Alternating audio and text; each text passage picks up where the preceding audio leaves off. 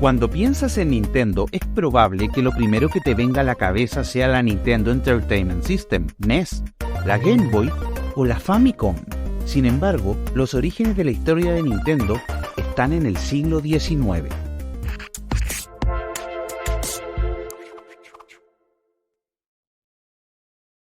Salve Omnes, yo soy Cronos y esto es Paz Today. Hoy hablaremos de la extraña historia de Nintendo.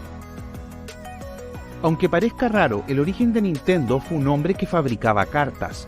Este hombre es el japonés Fusajiro Yamauchi, que comenzó a desarrollar esta labor en 1889. En ese momento, el lema de Nintendo era "Deja la suerte al cielo", una frase bastante interesante para una empresa que se dedicaba a fabricar cartas Yanafuda, un tipo de carta muy popular en el Japón del siglo XIX. Sus barajas tuvieron tanto éxito que en 1893 se fundó la sociedad Yamauchi Nintendo Limitada para gestionar la venta de cartas.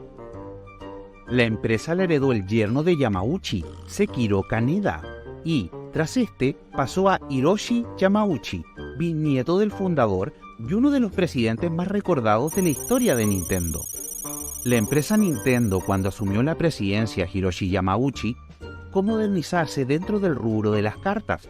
Fue por esto que algunos trabajadores de Nintendo, molestos con la decisión de Hiroshi, se declararon en huelga de hambre. Esto lo hacían hasta que otro integrante de la familia Yamauchi tomara el control de la empresa. Estas decisiones, aunque para ellos muy extremas, para nosotros, que no somos tan tradicionales como los japoneses, no suenan tan terribles.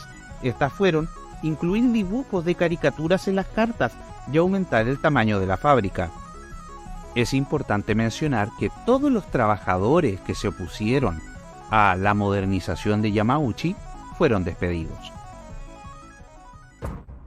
En 1962, las ventas de la compañía disminuyeron de manera significativa debido al proceso de modernización que sufría Japón y el resto del mundo.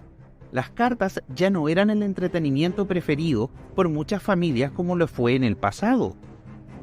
Para contrarrestar esto, Nintendo buscó exportar barajas al resto del mundo para así ampliar su mercado. Pero estas no se vendieron bien en otros países y el valor de las acciones de la compañía empezó a bajar cada vez más.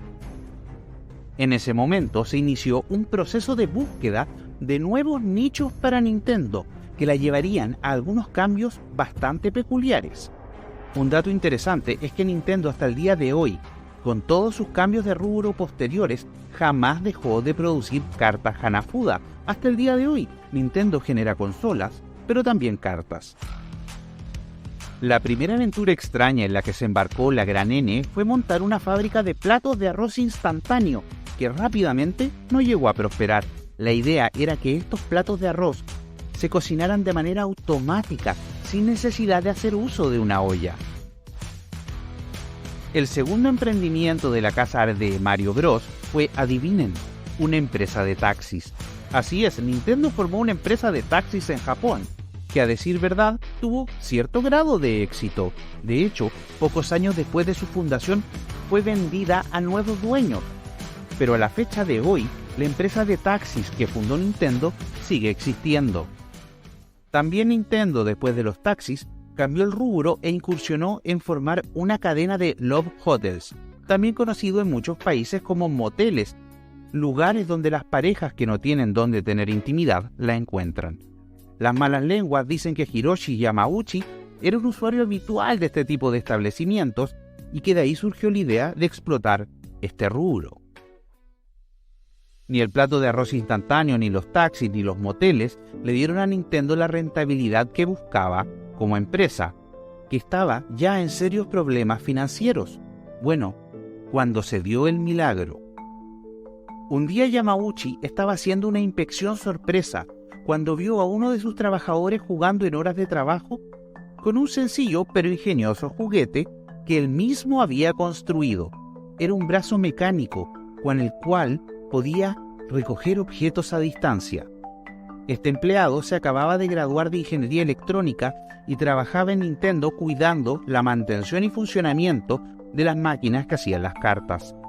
Ese empleado era Gunpei Yokoi, y gracias a él, Nintendo empezó a fabricar juguetes. No son precisamente consolas, pero ya nos estamos acercando. Así, el primer juguete de Nintendo se llamó Ultra Hand y se vendía por 600 yenes. El producto fue un éxito rotundo y vendió más de 1 millón de unidades en todo Japón.